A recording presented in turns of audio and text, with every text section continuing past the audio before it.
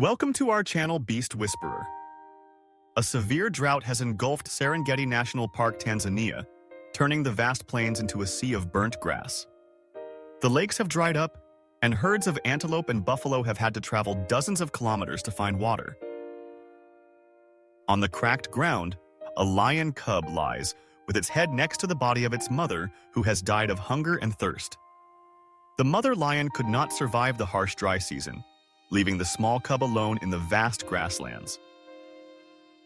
For 2 days, the lion cub burrowed into its mother's dry fur, crying hoarsely in vain. Its miserable cries blended into the wind, but only the circling crows and vultures responded. The scorching sun and the dense smoke had exhausted it, but it still could not bear to leave its mother. It licked her cold, dry ears, hoping she would open her eyes, but all it saw was endless, painful silence. Hunger made its stomach empty, its legs tremble, and its tired eyes searched for a glimmer of hope. Finally, its survival instinct forced it to leave, even though its heart was still heavy with love for its deceased mother. Each step on the dry ground was like a knife cutting into its small body. It followed the crevices in the ground to find some stagnant water, but only found a few shallow mud puddles. The harsh sunlight made its eyes sting, forcing it to walk unsteadily in the suffocating heat. The pounding of its heart in its thin chest sounded like a death knell. Despite its despair, it still walked, because in its heart there was still the strong instinct of a young warrior. 3 days passed. The lion cub survived only on a few sips of muddy water. Its body gradually weakened and became emaciated. The once smooth fur was now ragged, covered with scabs, revealing each rough rib. Each step became heavy, its eyes blurred, breathing rapid but weak. It collapsed under a dry acacia tree, no longer having the strength to cry, just gasping at its fate. The flock of vultures began to circle overhead, as if signaling that the little life was about to end. The sun burned its body, making each short breath more miserable. It moved slightly, trying to lift its head, but its strength was gone. Its limp body could not rise. Dust covered its eyes and nose, making it even weaker. Its ears drooped in despair. For a moment, it closed its eyes, ready to give up on its young life. But deep down, there was still a faint hope that a miracle would come. On the patrol road, 2 rangers from Serengeti National Park passed through the dry area. They were nature protectors, always looking for injured or exhausted animals during the drought season. The female ranger, Aisha Nairere, suddenly saw a small motionless figure under the tree. She quickly signaled her colleague to stop, then hurried over to check. It was a lion cub, so skinny that her heart ached when she saw it. Its body trembled, its breathing was weak, its eyes half closed as if it had only the last bit of life left. Aisha quickly poured some water from her red bottle, gently bringing it close to the animal's dry lips. The lion cub opened its eyes, its dry tongue licking each drop of water as if clinging to fragile life. She whispered to reassure it, her trembling hands holding its head so it could drink more. Her colleague opened a protective cloth, and together they gently picked up the lion cub. It was so weak that it had no strength to resist, only gently snuggling into the chest of the person saving it. Quickly, they put it in the rescue vehicle, driving anxiously straight to the conservation center. Aisha kept checking on it, giving it more water along the dusty and hot road. The car stopped in front of the veterinary clinic. The whole team quickly took the little lion to the emergency room. Aisha's eyes lit up with hope. Maybe it had just found a chance to live. In the clinic, veterinarian Samuel Okoro urgently checked the lion cub's condition. He placed it on a metal table, measured its heart rate, and examined every wound on its skin.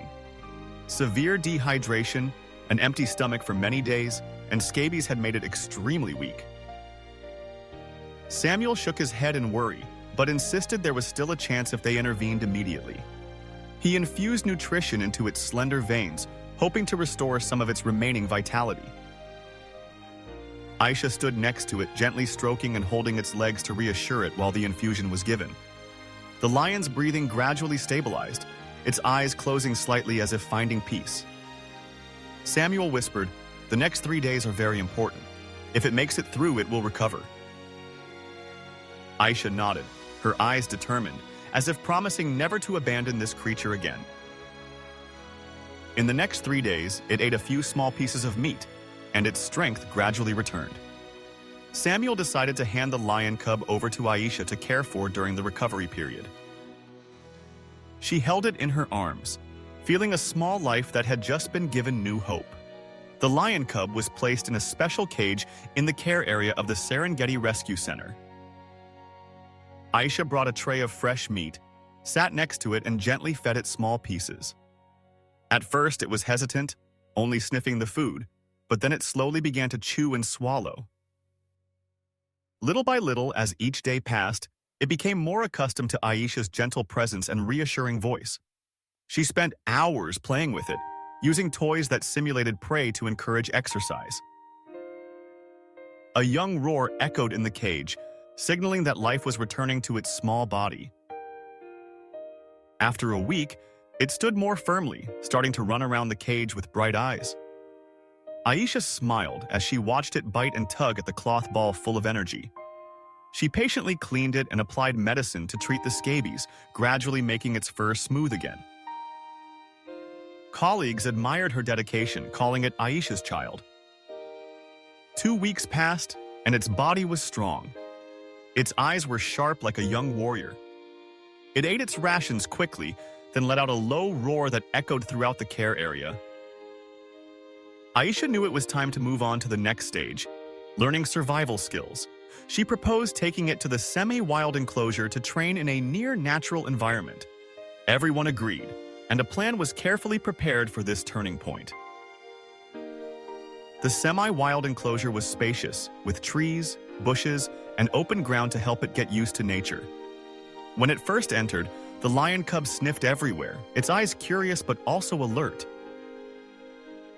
Aisha walked beside it, encouraging it with simulated hunting training. She taught it how to stalk, crawl low in the bushes, and charge quickly at the right moment. At first it failed, out of breath and discouraged, but Aisha patiently encouraged it. A few days later, it began to succeed, catching fake prey and showing more confidence. Its toned body, bright eyes, and graceful steps showed the bravery of a future hunter. Aisha watched from afar, her heart pounding as she saw the results of her tireless efforts. Her colleagues affirmed that just a few more months and it would be ready to return to the wild. Aisha smiled, knowing that the day of parting would come, but her heart was full of pride and hope. One sunny morning, Aisha watched the lion cub frolic in the semi-wild cage, full of strength. She knew that soon it would be back in the majestic Serengeti grasslands, where it belonged. Its story became a testament to love, perseverance, and the power of regeneration in the wild. Subscribe to our channel for more interesting stories like this. Thanks for watching.